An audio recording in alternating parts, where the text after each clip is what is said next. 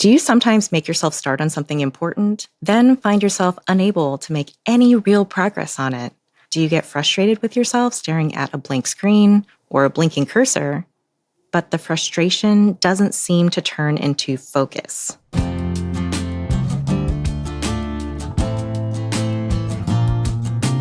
This is Tips from an ADHD Coach, and I'm your coach, Jaye.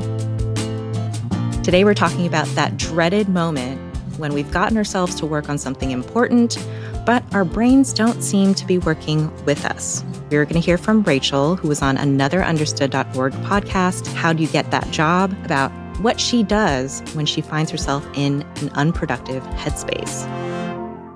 Oftentimes when I find that I've been bored with a certain task, I just can't focus. I'm logged off in my brain. I might be logged on and green on the computer, right? But I am not putting in my best energy. I'm not putting in my best effort. I can't be as productive as I'd like to be. And so it's honestly strange to be like, hi, Rachel, brain, to be more productive, you actually need to stop doing the things that that are boring you and do something else that's exciting. And so it's really nice to kind of make that balance. I mean, honestly, now when I'm thinking about just my past roles where I was losing my mind of boredom. Nothing was exciting. Nothing was new. I was sitting in this room, in the office from 8 to 5. And then everyone would leave. And then I didn't get anything done today.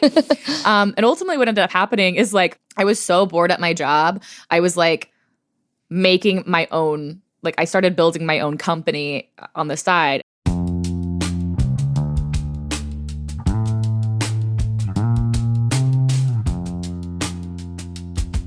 Rachel's interview is pretty amazing, I have to say. She has this self-awareness about how a lack of excitement can lead to a slump in all of her productivity. So she has 2 jobs, a main job that pays the bills and a side gig that keeps everything exciting. She communicates her flexible working schedule with the people she works with and gets everything done by maximizing her focus and productivity. Almost everyone I know has stared at a blank screen with a blinking cursor. Even the people who don't have jobs with computers have experienced the equivalent, like a general contractor showing up to the construction site and staring at a wall, unable to get started, or a musician who needs to write their next song, zoning out at the piano. Rachel's explanation is a common reason many of us find ourselves unable to be productive. She was bored. Many of us with ADHD just assume we aren't able to work on a boring task because when we try to, we tend to just stare at a blank screen.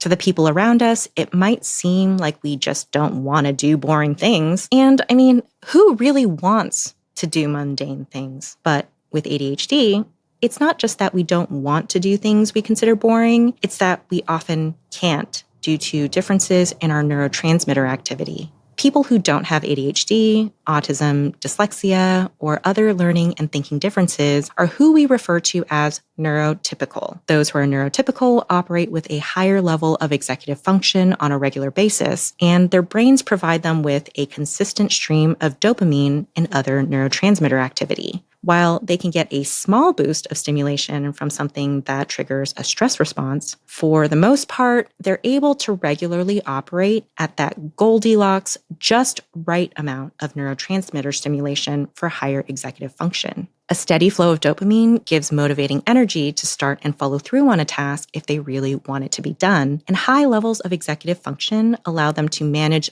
the logistics of it all. Their focus and energy toward doing tasks tends to be fairly consistent. In fact, being in high-stress situations often negatively impacts neurotypical focus and motivation because getting an extra bump in stress can make them overstimulated and reduce their executive function.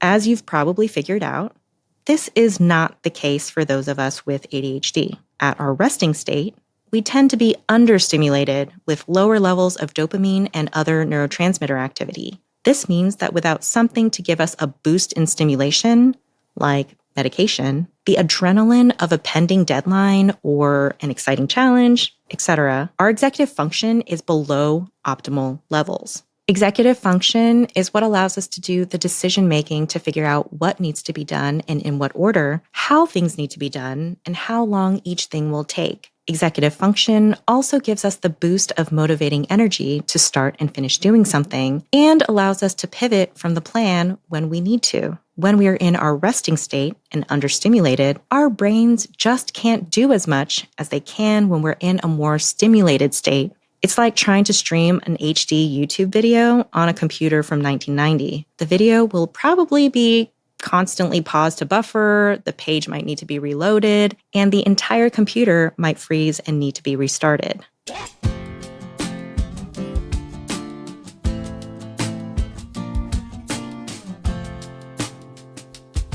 Most of us know what it would feel like to have the clear mind and focus that a neurotypical person has because we have experienced it at higher stimulation levels. Like we weren't able to make any significant progress on a project, but suddenly, right before the deadline, everything becomes clear and we're able to blaze through everything we need to do.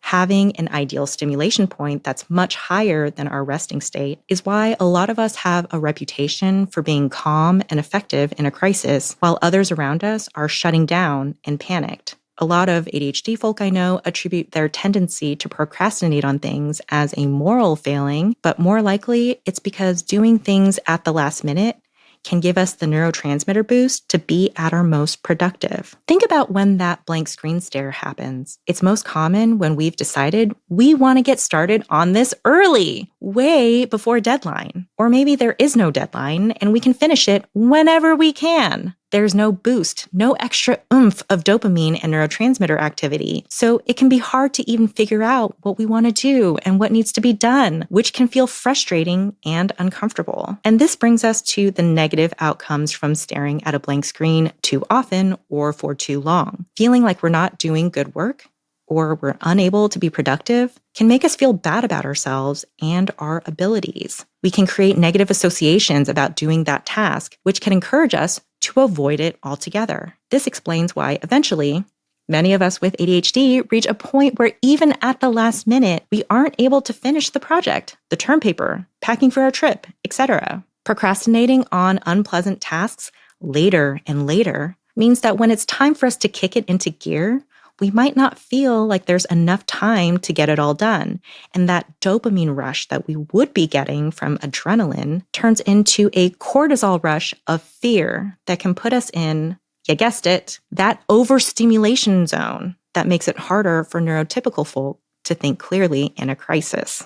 We need more stimulation, but it's very possible for us to overshoot that stimulation point too. Another negative outcome happens when we keep staring at that blank screen and we don't allow ourselves to do anything else. What happens if we spend 5 hours staring at a blank screen? Well, we aren't able to get anything else done for those 5 hours. The to-do list has piled up and we're stressed out. What happens if we weren't even able to finish in that 5 hours? When we spend a lot of time slogging through something, we're usually only able to make light progress on it.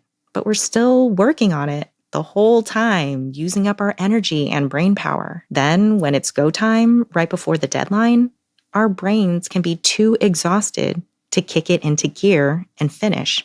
Cue the panic and meltdown.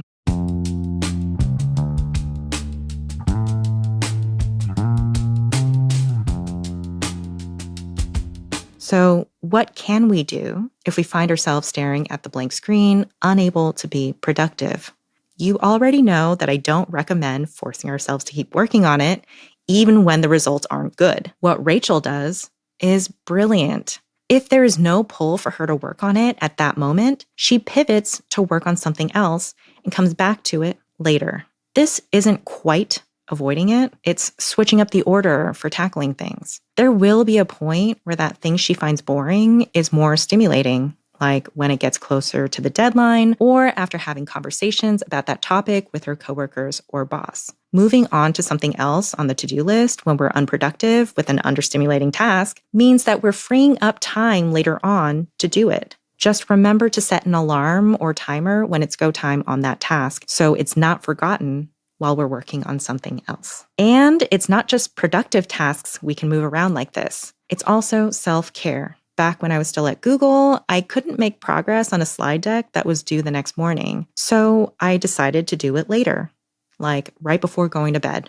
I made a plan to work on it from 9 p.m. to 11 p.m. that night, and then signed out of work 2 hours early. I made myself dinner, watched TV, watered my plants, all the stuff I would have done after work just about 2 hours earlier. The slide deck only took 1 hour because by the time 9 p.m. hit, I was well rested and also thoroughly pumped with dopamine. Hugely different from the times I spent the whole day trying to force myself to work on something, then being miserable and exhausted from working 12-hour days. When I tell people I support doing tasks when it's closer to deadline, they often tell me they don't want to do things closer to the deadline. They want to do it earlier, but they can't seem to. That's fair, and also very possible to do with some intention and planning.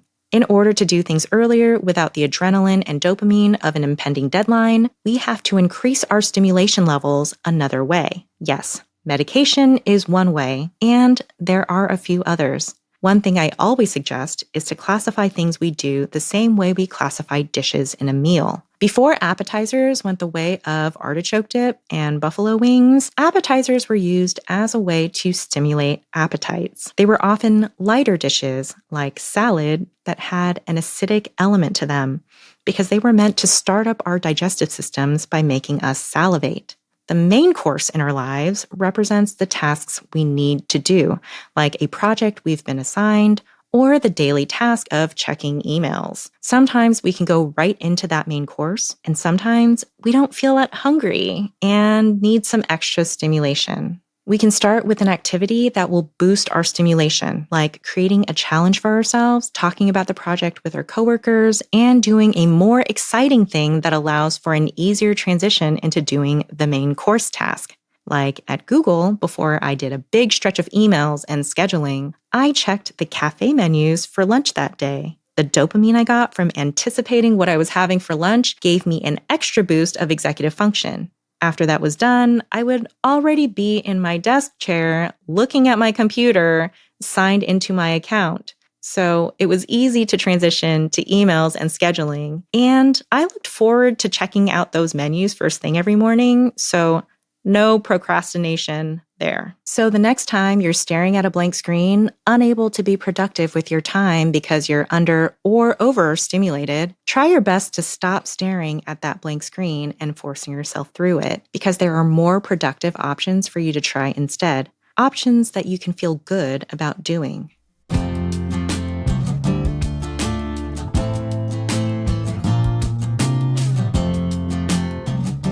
ADHD brains tend to require an extra boost of stimulation for higher executive function. When we are staring at a blank screen and unproductive, we're often trying to slog through it, even though our focus and ability to figure it out are lower. When we find ourselves staring at a blank screen, we can choose to pivot to another task on the to-do list using the adrenaline and dopamine boost we get closer to the deadline later on to complete the understimulating task, which frees up time in the future for us to do it.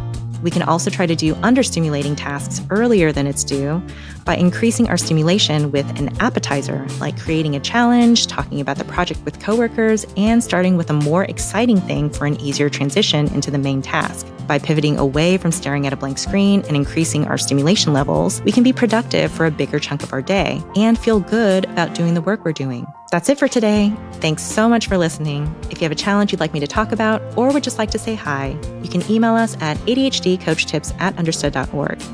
You'll also find links to anything mentioned in the show and more resources in the description below. Make sure to subscribe to our channel for more content like this, and I hope to see you next time. Tips from an ADHD Coach is produced and edited by Jessamine Molly and Margie DeSantis. Video is produced by Calvin Kinney. Our theme music was written by Justin D. Wright, who also mixes the show. Ash Beecher is our supervising producer, Brianna Berry is our production director, and Neil Drumming is our editorial director. For Understood.org, our executive directors are Laura Key, Scott Koshier, and Seth Melnick.